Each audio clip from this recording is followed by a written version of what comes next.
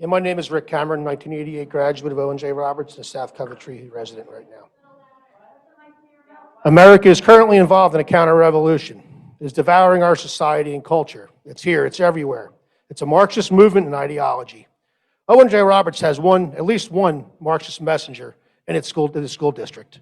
This messenger is Brad Cresswell, and he made this clear in a video when he stated to his students, and I quote, "I am not a big fan of using textbooks. American history textbooks are history from the perspective of rich, white, upper-class men. And this is none of you. None of you. You are all young kids. That history textbook is biased. I'd like to try to give you a more well-rounded picture of history. People like this share one goal, and that is to destroy our American society by interjecting critical race theory and equity policies. Pushing their Marxist beliefs, they will use words like racial equity.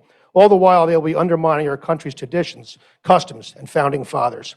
They will use vulnerable and easily persuaded children as political pawns to ensure the future of the Democratic Party. They are attempting to destroy our American patriotism and the future of our republic using perceived bias and perceived racism. The only thing standing in the way of them brainwashing our children is us. The Declaration of Independence states that we hold all these truths to be self-evident, that all men are created equal. The problem for some starts immediately after birth and through their childhood. There is no such thing as participation trophies as an adult. Through the equity program, people who own homes and who have saved for retirement have become the oppressor, while others living in inner cities or just people of color have become the oppressed. They're teaching children that they have to be different because of the color of their skin. They are telling these children that they are destined for failure and will never succeed in life, rather than bringing us together.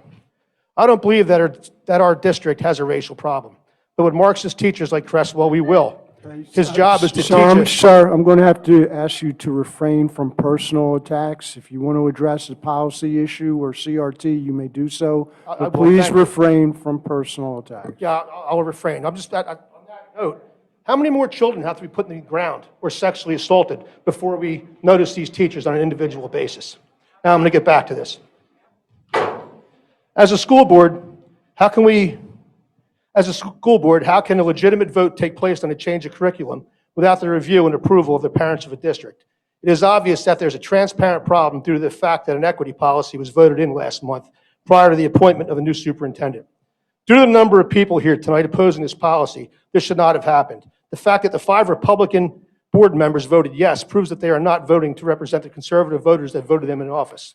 This has to change, as do their voting habits, so they will be voted out.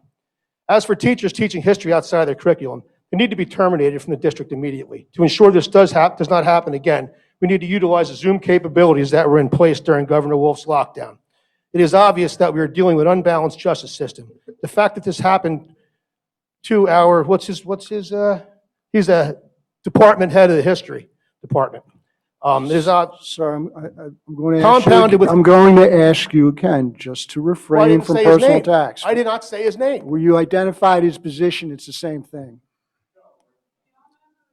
All right, compounded with this gentleman being afforded the opportunity to use the school name to run a summer history camp, which some might call an indoctrination camp, teaching his version of history with no supervision, just goes to show who we are dealing with. I hope the school board members smarten up and ensure the future well-being of our children and our nation do the right thing. 3 minutes.